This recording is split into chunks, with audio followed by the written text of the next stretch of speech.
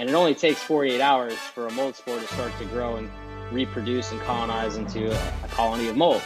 They actually delivered my lumber like 4 weeks in advance, and it just sat in the mud, in the rain, on and off for 4 weeks before they started to put it up. I wasn't totally surprised at what I was going to find, but at my walkthrough, I'm looking around and mold everywhere.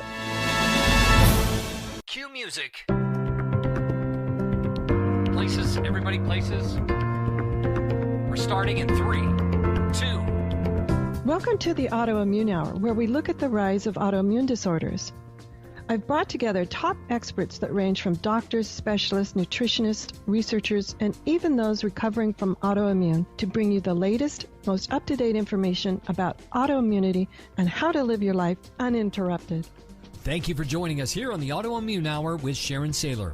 Always seek sound legal, medical, and or professional advice regarding any problems, conditions, and any of the recommendations you see, hear, or read here on the Autoimmune Hour, Understanding Autoimmune, and Life Interrupted Radio. Now, we don't want you to worry about taking too many notes, so you can join the Autoimmune Hour's Courage Club, and we'll send you the transcripts and show notes from every episode. Sign up now at understandingautoimmune.com. Now, back to your host, Sharon Sayler. Welcome, everyone, to the Autoimmune Hour. I'm Sharon Sayler from SharonSayler.com, and as always, it's just my honor and pleasure to be with you here on another brand new episode. And I'm really excited about our topic and our guest expert today because I've had personal experience with it. And when this topic and book came across my desk, I was just, yes, I have to bring this. I finally found an expert in it. And his name is Michael Rubino, and he's the author of The Mold Medic, an Expert's Guide on Mold Removal. And over 50% of American population suffers from mold sensitivity. And I know this goes worldwide, so we'll ask Michael if that statistic holds true worldwide. I'm sure it's at least 50% if we take in all the world. And in extreme cases, mold can leave millions of people bedridden and incapacitated. I have had personal experience with mold exposure, and we've had several guests on, like Maria Fadiman was on not too long ago, about her experience with mycotoxins as well. And so it can be really scary. It can cause all sorts of health chaos in you, and it's hidden like so many other things. You're just like, what's going on? So welcome, Michael. Thanks for being on the show. Thanks, Shannon. Thanks so much for having me. Happy to be here. Yeah, this is a topic that, like I said in the intro, is near and dear to my heart. I've had personal experience with it on a couple of homes that looked good. They got great, when they did, the guys come through and they check out everything and they don't see anything. It looks all perfect. And then all of a sudden you move in and you start having all sorts of issues, or some family member starts having issues. And it's hidden. Mold's not the first thing that you think of, nor when I went to the doctor was it the first thing I think of. So let's talk a little bit about the problem nationwide and what are some of the things you see as people react that might be mold. You might say, gosh, if this and this and this are happening, you might ask your medical professional that question. Yeah, I love that question. I think I want to talk about what makes me different as an expert as opposed to so many others that have come before me.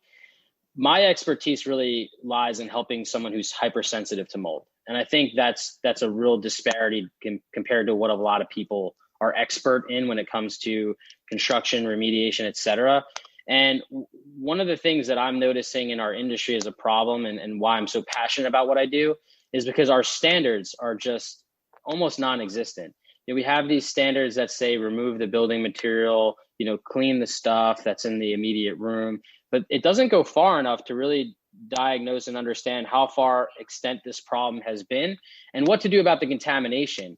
And I think that's why mold remediation really gets a bad rep, because I'm sure you've seen it where you've went through that process. You've interviewed probably 3 different companies. You got 3 different, wildly different strategies, 3 different price points. And you're like, where do I go? And so for me, when I'm looking at the industry as an industry-wide problem, and I don't think it just stops here. I think it is worldwide, like you mentioned. That's what I'm trying to solve, like where we really have an understanding from a scientific-based point of view, as opposed to the typical contractor mentality.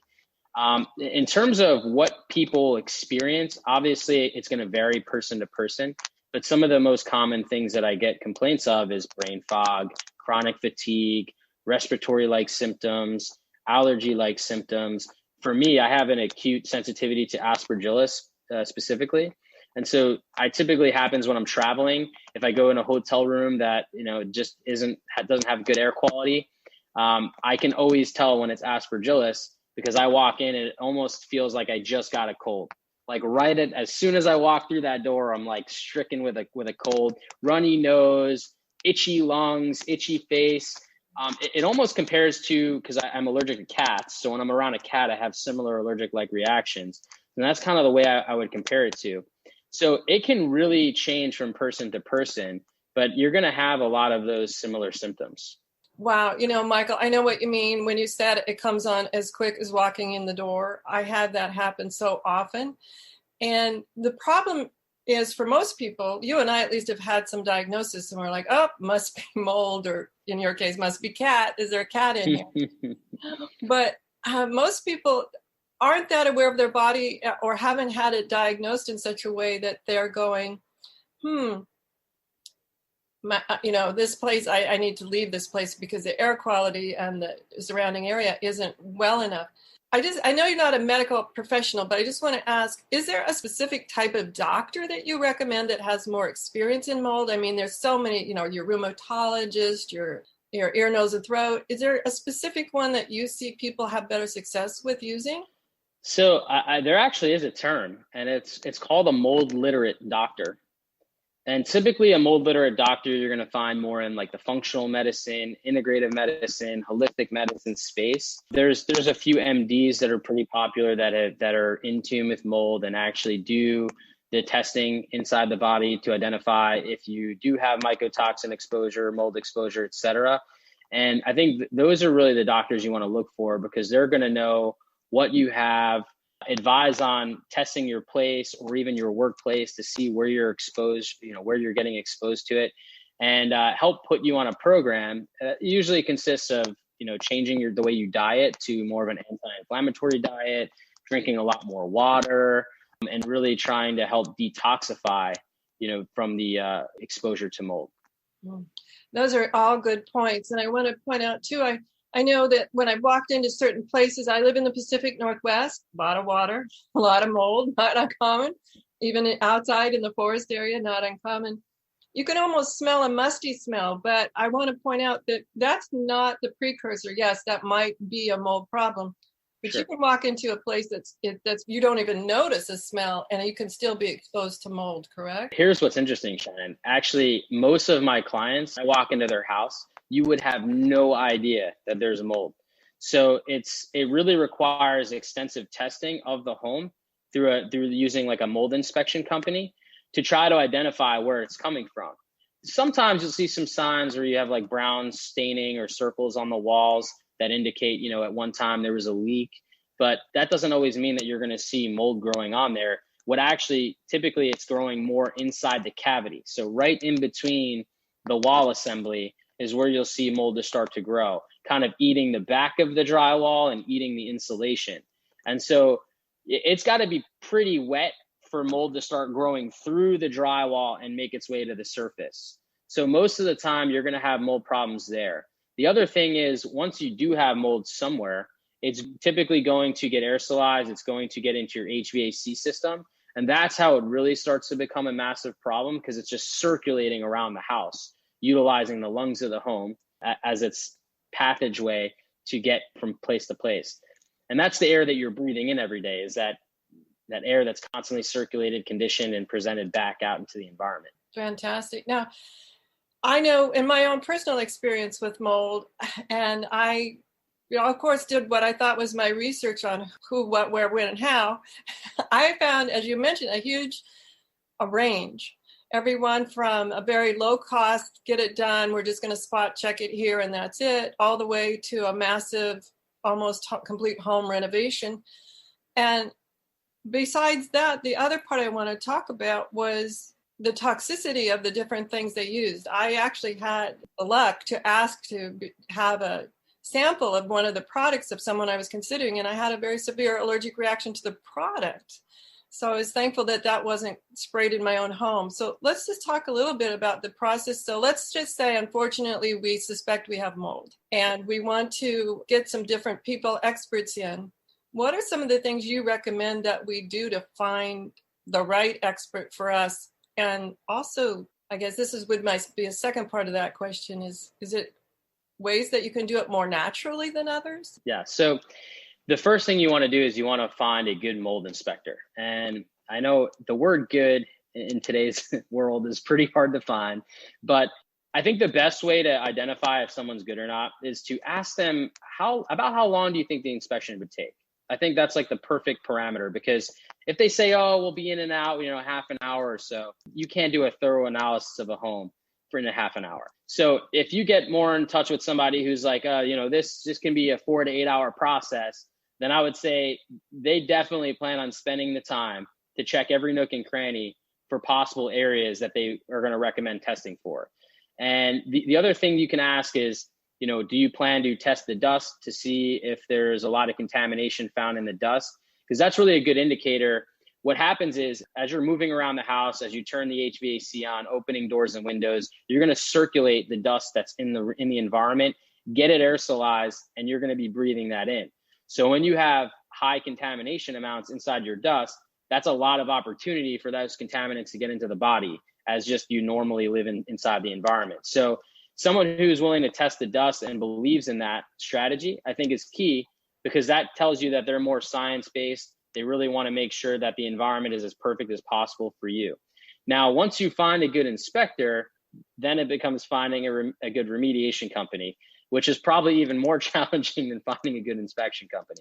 But in terms of, is there a more natural approach? Yes. So we use all non-toxic and botanical products. Why? Because a lot of our clients have autoimmune disorders. They could have multiple chemical sensitivity. And so we don't want to kill the mold by using something that can also harm them, right? So we want to use something a little bit more natural. So what we use is really a botanical-based product. And what it has surfactant in it. Surfactants like dish soap, just to give you a frame of reference. It's basically a degreaser. It helps separate particulate from surfaces. And then at the same time, it uses essential oils to disinfect at the exact same time as you're degreasing, you're disinfecting, and then you're wiping it away with a microfiber towel.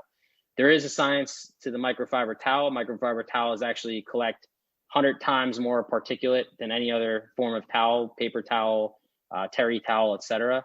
So those two things in conjunction with each other are really going to do a really good job and be totally safe.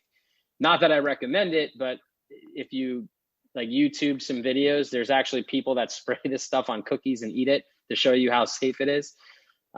Just to get an understanding of if it's safe enough to eat, it's definitely safe enough to be in your environment. I'm never a fan of that method of marketing. I think you're not, I can tell by your laughter there, you're not a fan of that method of marketing either. No, but I think things can be safe for me to be around or to be on a surface without me having to put it into my body. That's true.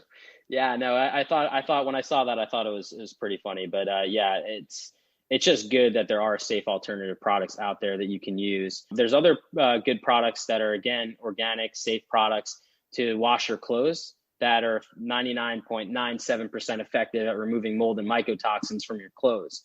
So, definitely technology is advanced in today's world in doing remediation. There are safe things you can do without the use of chemicals or petroleum-based products. Even the encapsulation, the one we use is zero VOC. It's got a 0.05% toxicity rating. So 99.95% toxic free. These are the types of things that we look for when we connect with our clients, because we want to do the best job possible while utilizing the best products that are available on the marketplace. Fantastic. This is such a fascinating topic. And since I've had personal experience with it, I wanted to bring it to everybody. We need to take a quick commercial break. And when we come back, we're going to talk more with Michael about mold, getting rid of mold in our household, and just making sure that we can create a safe environment for us and for our family members. We'll be right back.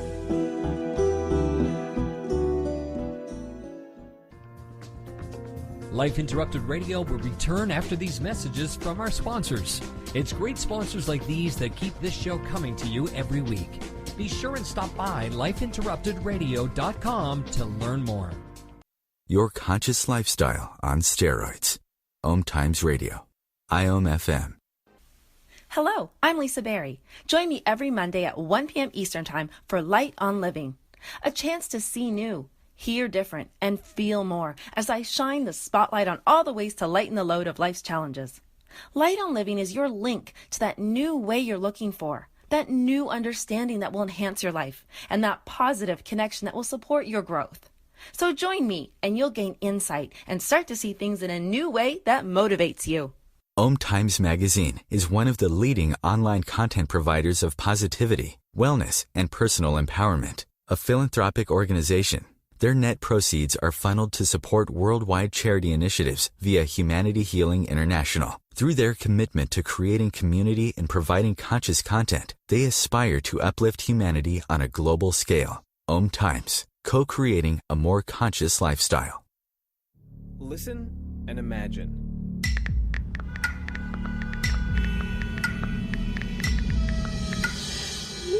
It takes 5 seconds to send a text, and for those 5 seconds, you're driving blind. Life is worth more than a text. Stay alive. Don't text and drive.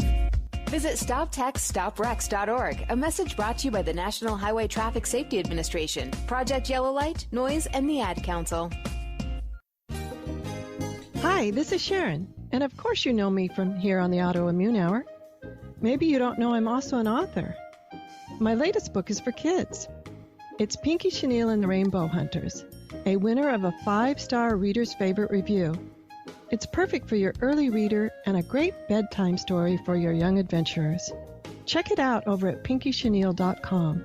That's PinkyChenille.com. See you there.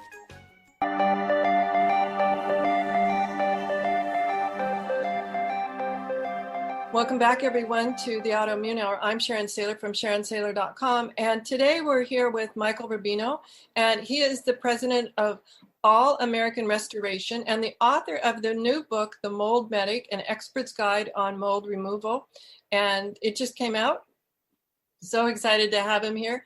And he teaches everyone how to get your team together to locate mold if you think that's a problem and to detoxify your environment. And we've been talking about the environment and some steps of remediation. I want to talk a little bit more in depth about remediation because I know over the years I've had experience multiple times with mold. And one of them that is the most common for me anyway, maybe it isn't the most common, the one that you find, is the laundry room.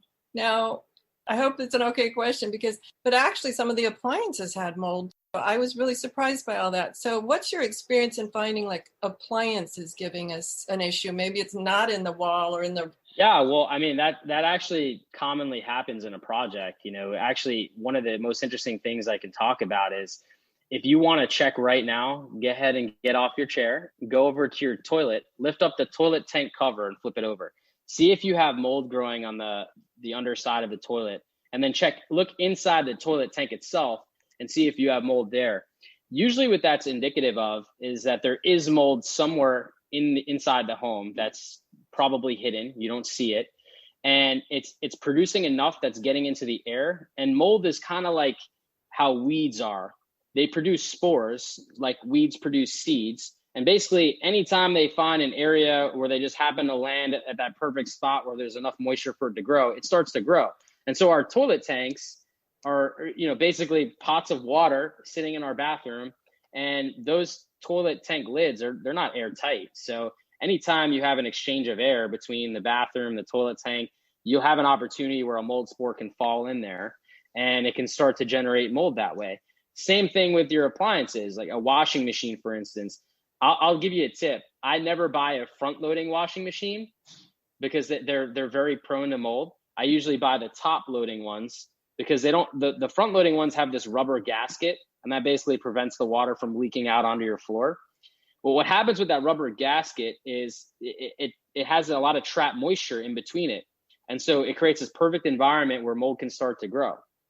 And that's one of the most common things where I see mold growing. And the best way to do it is to just actually remove the gasket so you can clean, because there's nothing wrong with cleaning something that's non-porous, such as your washing machine, but you have to remove the gasket in order to do so. And usually in doing that, you almost like need a whole new gasket because it kind of never quite goes back the same way. So it's an interesting thing, but I've seen mold in refrigerators, similar thing. They have this gasket around the fridge that kind of keeps the cold air from escaping the fridge, and mold can start to grow under there. But usually the problem starts elsewhere. Like there's a source somewhere in the house that's creating enough mold spores to get into the air. And then from there, it's just fair game. Wherever they happen to land, where there's an opportunity for it to grow, it will grow. Oh, I didn't know that, because you are right. I had that front-loading washer, and it was a constant cleaning process to keep that gasket clean. It was amazing to me, to the point where I finally got a different cleaning system, a different system. Now, this is interesting to me. So if we're finding those problems, I thought it was just located in the washer. I didn't realize that there was an outside source contaminating it. If it's landing, like say if it's maybe just our laundry room, does that mean we should have a whole house inspection, or do they just inspect the laundry room? You know, honestly, I would do a whole house inspection. Not that that's exciting news to hear, but I think that when you start seeing a problem develop, it's probably best to just make sure it's not happening anywhere else, that the source isn't somewhere else where you least expect it. And that's the thing. Obviously, mold grows outside. It's part of our ecosystem. You'll find it commonly in the soil that surrounds our house. You're going to have some mold spores come in every time you open the front door. We're not trying to create this environment where you're mold free. What we are trying to do, though, is we're trying to improve the conditions of the home so that mold cannot grow inside the home and thrive and have the, kind of settle up a farm inside your house, right? So what we want to do is we want to control the humidity, control moisture, et cetera. There's typically not enough mold in the air coming from outside in to start developing a problem in your toilet tank. It's usually indicative of a much larger issue coming from somewhere else, like your attic, a basement, a bathroom, something along those lines. And, while it's certainly possible for, spores to come in from outside and happen to land in your washing machine and create some mold, it usually doesn't go that way. 9 times out of 10, if you see a problem occurring in some of your appliances, I would assume that there's mold elsewhere inside the house that's producing that kind of volume. Okay. So we've gotten an expert in to do the assessment. Yep. And then obviously it sounded to me like there's a different group that comes and actually does the remediation. Yep. That they're a different set of specialties.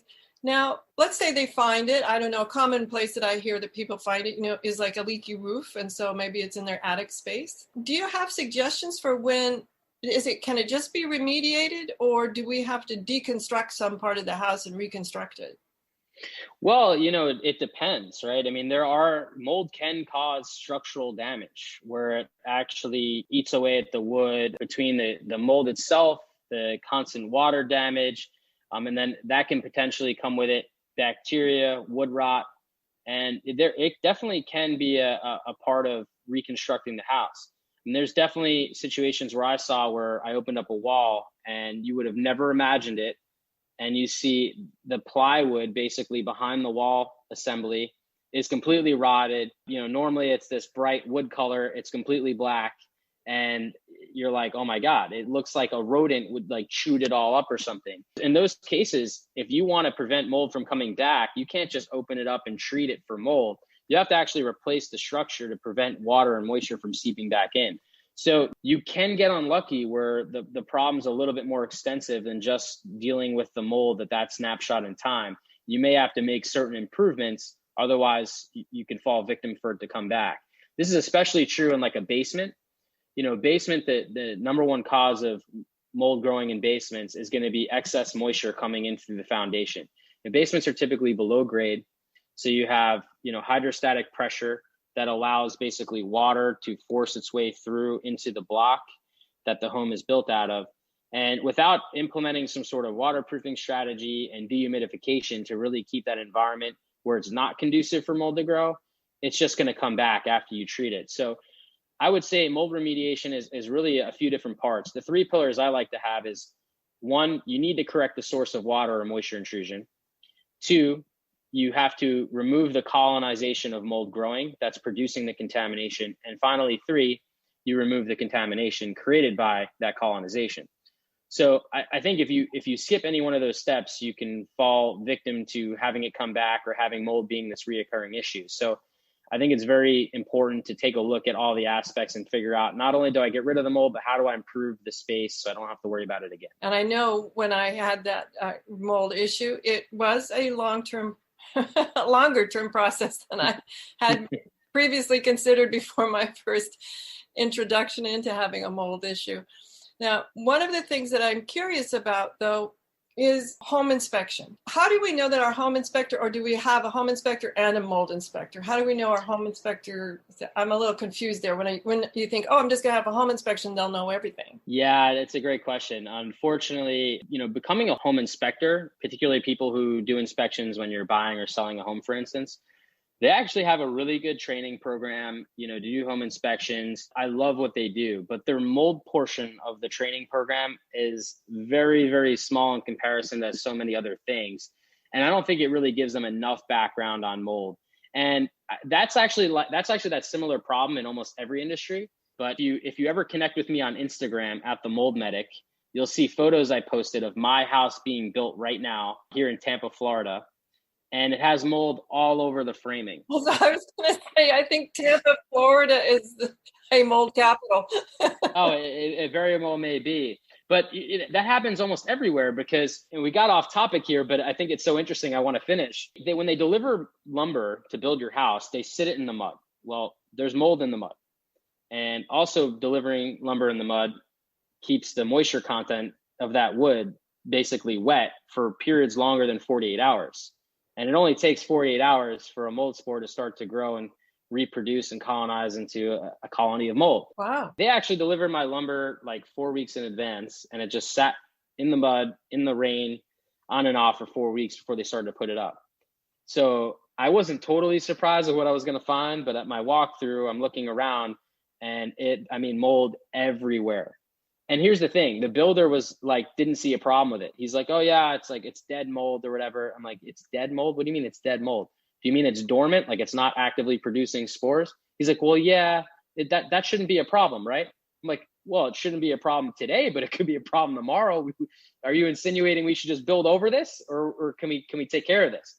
Well, no, we should take care of it, but I don't want to open up this can of worms, right? I got to start treating every house, And so it was like a mind-blowing experience for me because I'm like, there is such a lack of education across so many industries that adversely impact people.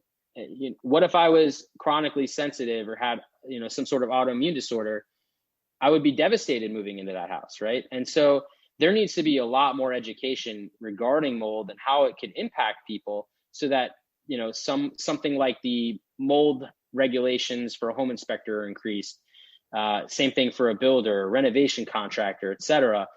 Going back to the home inspector for right now, because of the way things are, I think your probably best bet is to get a home inspection done to see what the structural issues may be that could cause problems later down the road. So you really know what you're getting yourself into, but also a mold inspector. So you can do an air quality test and say, now we know about the future potential problems.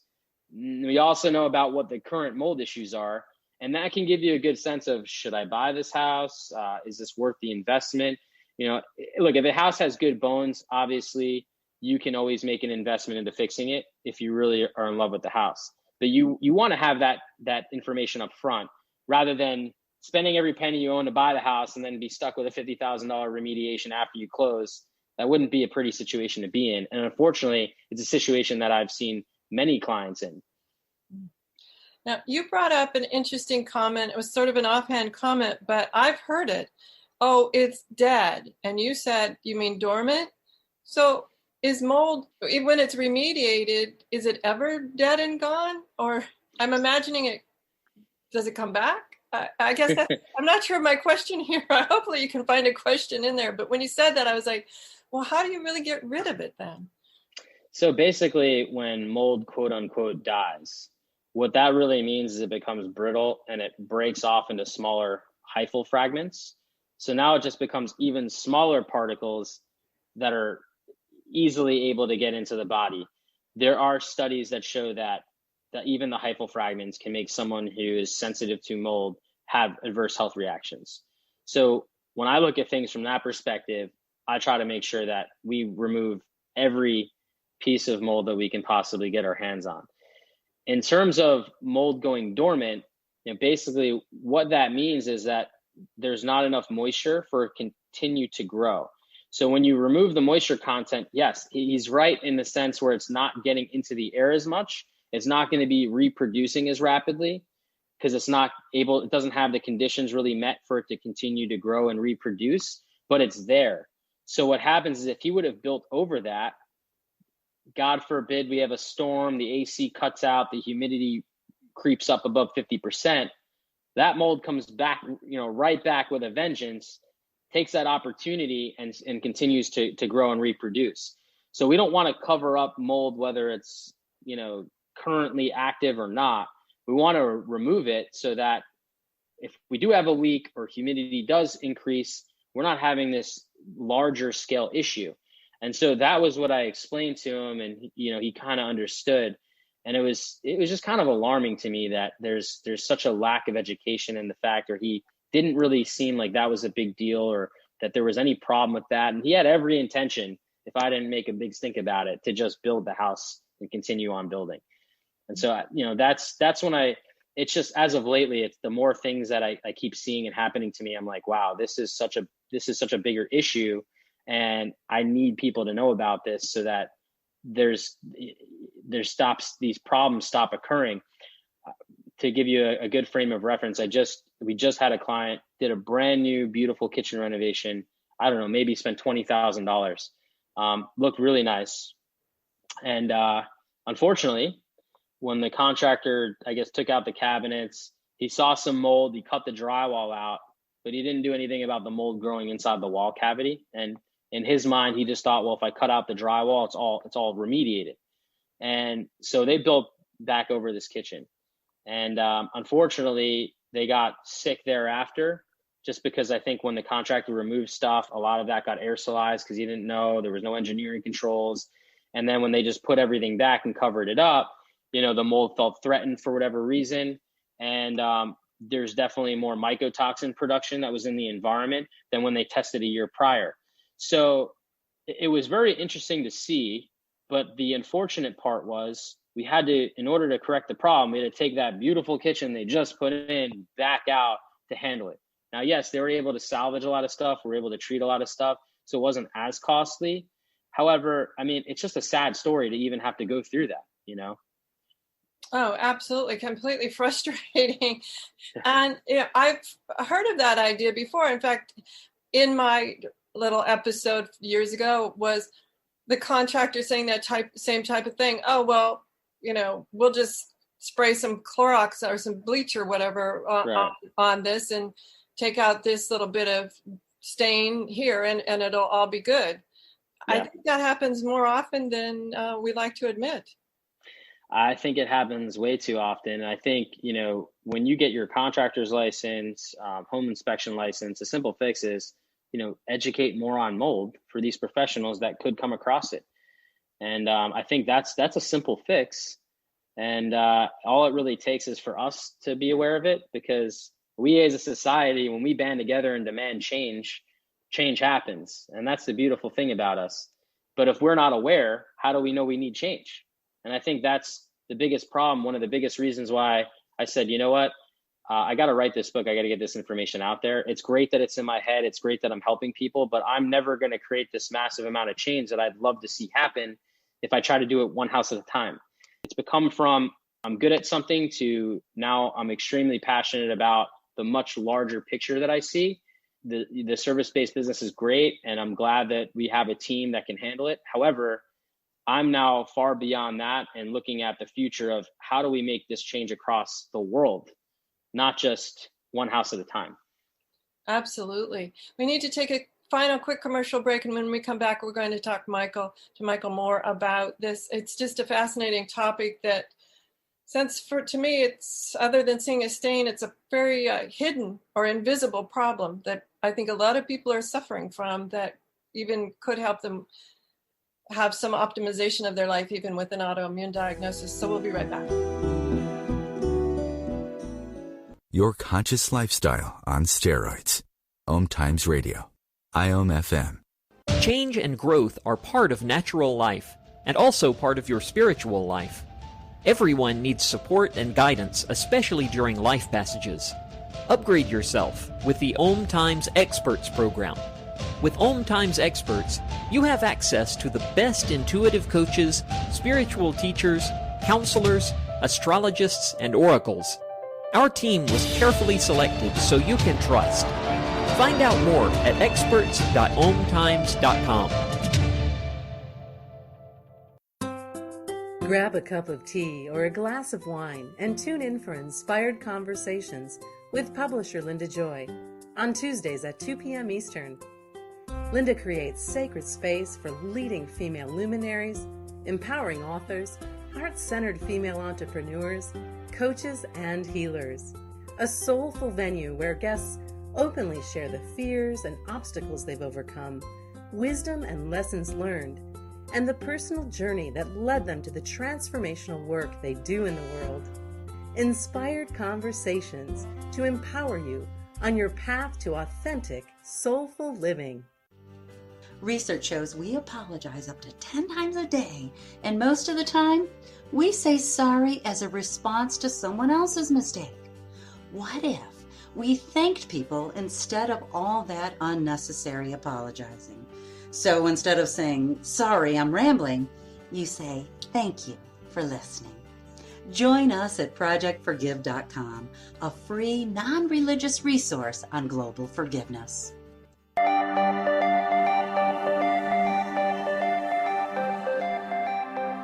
Welcome back, everyone, to the Autoimmune Hour. I'm Sharon Sayler from SharonSayler.com, and we're talking with Michael Rubino today. And he is the president of All American Restoration in Florida. And I want to kind of laugh about that because I just feel like Florida is sort of a mold capital to me. I've spent a lot of time down there. And he's the author of the new book, The Mold Medic, An Expert's Guide to Mold Removal. Now, Michael, let's jump forward because we're down to the last few minutes. So we've had a mold test. And let's say just wonderful that they're just minor, what I'll say, environmental types of levels. It's not, the people doing the exploration of it are not too concerned. What are some things that we can do to make sure that our house stays that way? Do things like air filters and stuff work? One of the biggest companies that I like that manufactures air purification systems, like those little ones that you have like on the floor that go in each room, now makes an HVAC air purification system. What it does, it actually attaches to your unit. And one of the best things I like about it, it actually filters particle sizes up to 7 nanometers. So just to give some idea about that, 7 nanometers is extremely small, extremely microscopic, and it's actually nearly 100 times smaller than a mold spore. So if you can get a filter that filters that small, the size of a virus, you're going to be in good shape keeping that coil clean. And why that's so important is because as mold passes through your HVAC system, it gets to that coil. Your coil constantly condensates if you have a central AC system.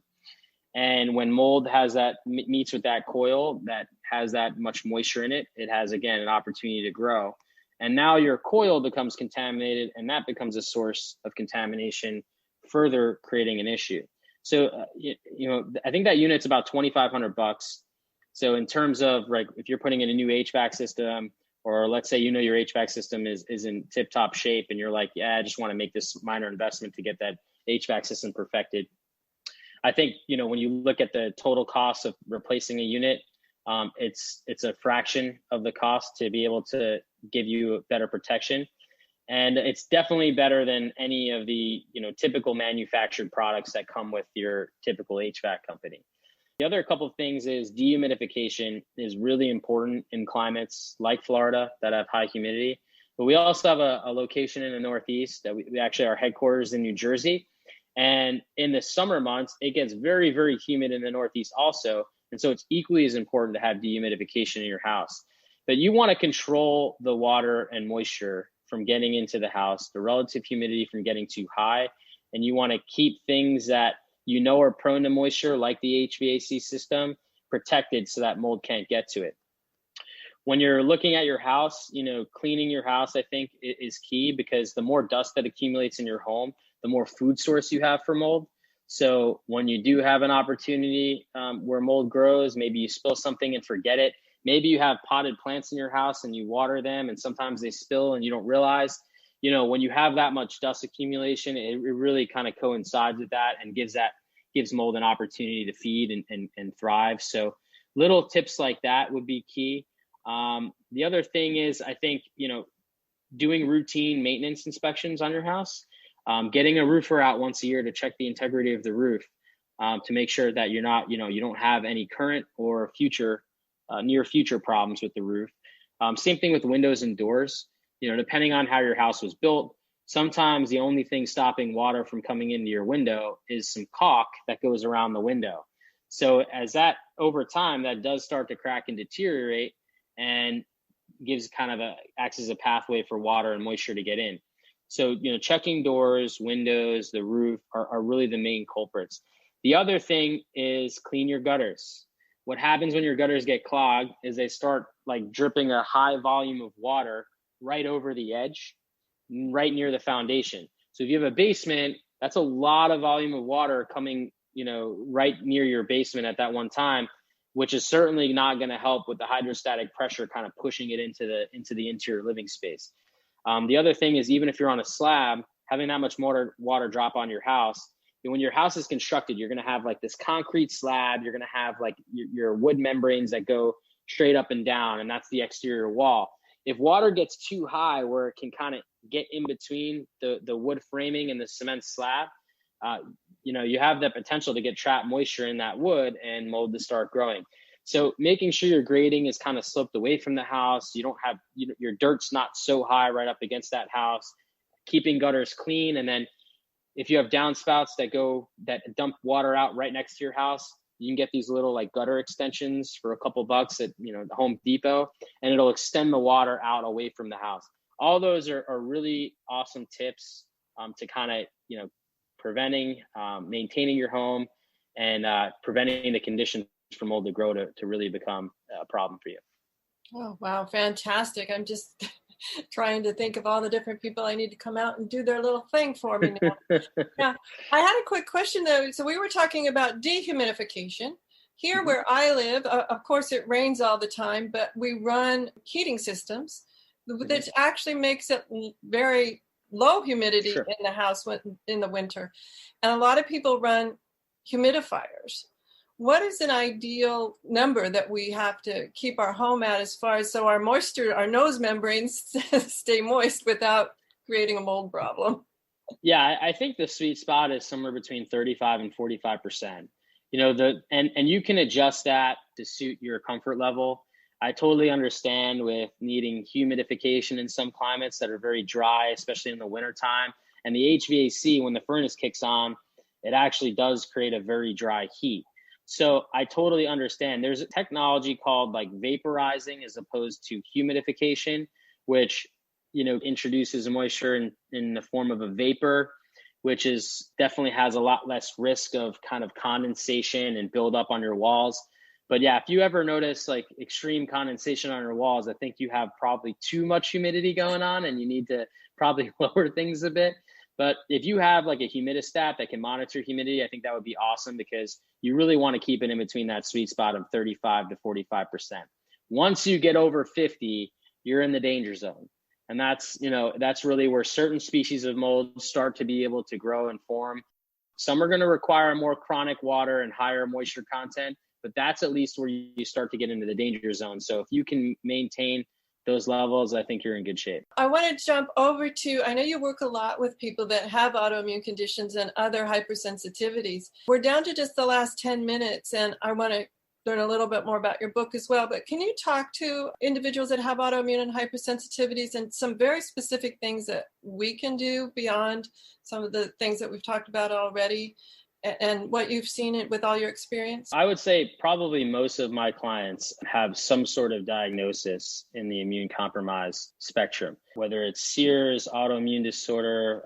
I've had clients with mast cell activation syndrome, things that really make it challenging to live a normal life. And what I want to say is, when you're going through this, you really want to work with a professional that understands.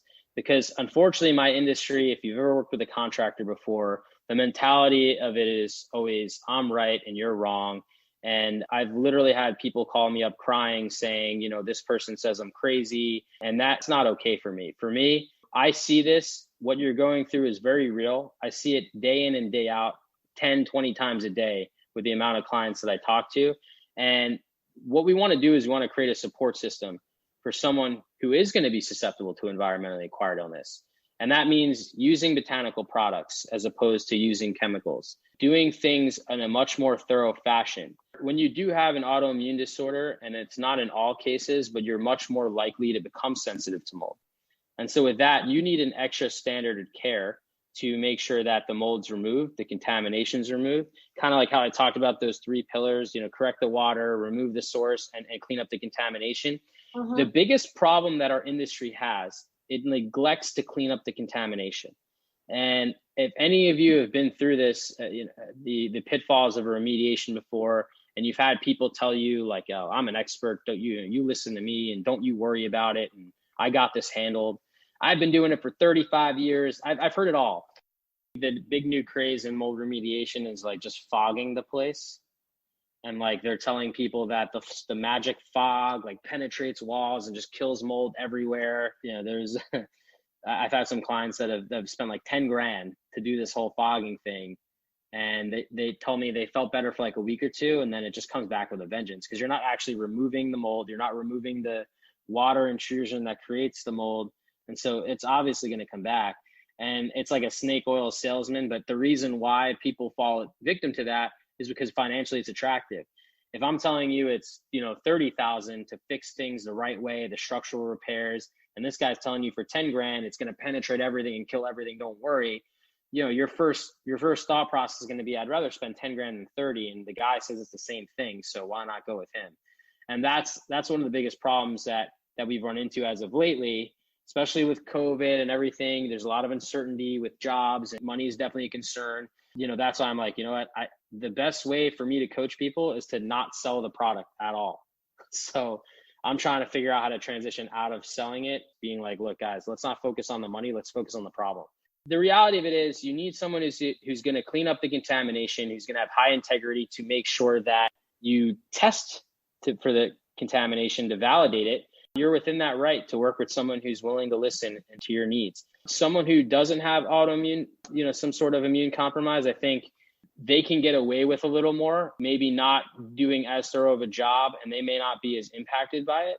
For me, I think this should be a universal process. It should be the same process for everybody, whether you're part of the 50% who's impacted by mold greater or the other 50%, it should all be the same. But unfortunately, it's not that way. And so for right now, we have to make sure that if you do think that you're going to be negatively impacted by mold, if you have any sort of immunocompromisations, I think you need to really be forthcoming about that and tell the people that you plan to work with so they can really make sure if they're a good fit to work with you or not. From my experience, I think making sure that they're listening to you and really hearing you, that you're not feeling like, gosh, that they just didn't hear what I just said, is important to make sure that they have a deep understanding of the importance that this is. Because in all honesty, I know, Michael, it was not inexpensive to have my situation I had remediated, and that was years ago. It was not inexpensive, and I can't imagine it still is. So we're just down to the last few minutes. Any final tips and techniques you'd like to impart, and then tell us all about your book and how we can find out more. Yeah, so I gave you guys a lot of tips on how to prevent mold and maintain your house, and I think those are really important. The book is really interesting because it's actually written in the viewpoint of, hey, I think I have mold. I'm definitely sensitive. I have some sort of adverse health reactions going on, and I am lost on what to do. Unfortunate that most of us don't really think to do anything until it's too late and there's a problem. And that's kind of one of the horrors of being a homeowner, is there's a lot to deal with. There's 50,000 components that go into building a home. So it's a lot to micromanage. And you're never going to get it perfect. And I think that's really not what we're trying to accomplish, but we can improve the environment so that you don't need perfect. You just stop the ability for it to grow and spread. And that's really the key to solving it. My experience is there were so many hucksters and shysters in that when I was looking for it myself. There is. It's bad. There's a lot of the big new craze in mold remediation is like just fogging the place. So I literally like just kind of write it chapter by chapter. Here are the steps you follow. The first chapter is very interesting. I made a comment earlier about how, I've been doing this for 35 years, and I kind of open up with a story in the book, and I talk about really what's wrong with our industry. This book, The Mold Medic, is really diving into remediation, and that's the first problem I'm tackling. And I'm actually outlining my second book now, which is going to tackle other industries where mold is a problem in. And when you look at these steps that you take between, understanding who's a good fit to do my inspection, to do my remediation, what do I do at my HVAC? What do I do at my contents? My personal belongings, my clothes, my pillows, my mattress, all of that stuff. You got to take that into account if you have a big mold problem where you're having all this contamination spread around. How to build the space back so that it's really gone and doesn't come back. As you mentioned, mold remediation can be expensive, especially if you have structural repairs that have to be made. You don't want to make this type of investment to improve the quality of life in your home if it's just going to come back. I mean, nobody has that kind of money to do this thing twice. So it's so important to make sure you find somebody who really understands what your goals are, what your needs are, how this is impacting you and your health, and what to do about it and what they're going to do about it. And I think that's really, really important. So the Mold Medic book is great. It's 130 pages. I wrote it very simply in simple terms. It's an easy read. And I think it really outlines the steps of what do I do now? I hope it helps a lot of people, and that's why I wrote it. And it's desperately needed. I know that so many people with autoimmune also have a sensitivity to mold. And even if you think you have a sensitivity to mold, be sure and pick up his book because it's called The Mold Medic. And Michael, where's the best place for us to find it? You can find it on Amazon or Barnes & Noble. I think are the two major suppliers selling it. Fantastic. Michael, how can they get a hold of you if they'd like more information from you? So if they'd love to reach me, and I'd love to hear from you, my email is Michael, Michael, at allamericanrestoration.com. You feel free to email me. I'm very responsive, and I'd be happy to hear from you and to help you in any way I can. Everyone, be sure and check out The Mold Medic. Grab a copy, because even if you don't think you have mold, you might be surprised. And I think the one thing I want to leave people with is finding you have a mold problem does not mean you're a messy housekeeper. That mold happens to the best of everyone. Yes. I find people just a little abhorrent to the idea of, oh my gosh, I have mold. And it's like, it's so prevalent in the environment. It's not a surprise. Yeah, it's that stigma. I mean, we gotta get past that stigma. It happens to every single person. We talked about it. 50% of homes have water damage based upon that study. And I think it's probably even higher than that. It happens. It's definitely not your fault. And there's something you can do about it. Be done in a safe and effective way. So I think there's good to come out of it, and we'll help create the awareness, and we'll keep fighting for change. Oh, fantastic. Everyone, that's Michael Rubino, and he is the author of The Mold Medic. Be sure and check out his book. And everyone, join me next week for another brand new episode. Enjoy. The information provided on the Autoimmune Hour, Understanding Autoimmune, and Life Interrupted Radio, including the websites understandingautoimmune.com and lifeinterruptedradio.com, plus social media, is for educational purposes only. What you read, hear, and see on the Autoimmune Hour, Understanding Autoimmune, and Life Interrupted Radio, and its websites, and other media outlets is based on experience only. The information should never be used for any legal, diagnostic, or treatment purposes. Always seek sound legal, medical, and or professional advice regarding any problems, conditions, and any of the recommendations you see, hear, or read here on the Autoimmune Hour, Understanding Autoimmune, and Life Interrupted Radio.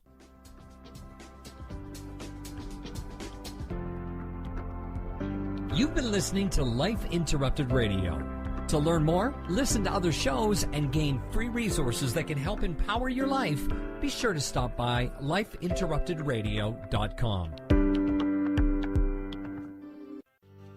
Research shows we apologize up to 10 times a day, and most of the time, we say sorry as a response to someone else's mistake. What if we thanked people instead of all that unnecessary apologizing? So instead of saying, sorry, I'm rambling, you say, thank you for listening. Join us at projectforgive.com, a free, non-religious resource on global forgiveness. Hi, this is Sharon, and of course you know me from here on the Autoimmune Hour. Maybe you don't know I'm also an author. My latest book is for kids. It's Pinky Chenille and the Rainbow Hunters, a winner of a 5-star Reader's Favorite review. It's perfect for your early reader and a great bedtime story for your young adventurers. Check it out over at pinkychenille.com. That's PinkyChenille.com. See you there. Do you want to be a better leader? Have better relationships? Become more self-aware? Be a better communicator? Hi, I'm Sharon Sayler, best-selling author, professional speaker, and executive coach. And my life passion is empowering professionals to be the best that they can be. After years of working with professionals, I've discovered the 7 things nobody is telling you that can cost you your clients, sales, and even your career. And I want to give it to you free. You've heard my show, you know my passion, and maybe we'll be working together sooner rather than later. So go grab this ebook now to find out the 7 things that's costing you big time over at SharonSayler.com/radio gift.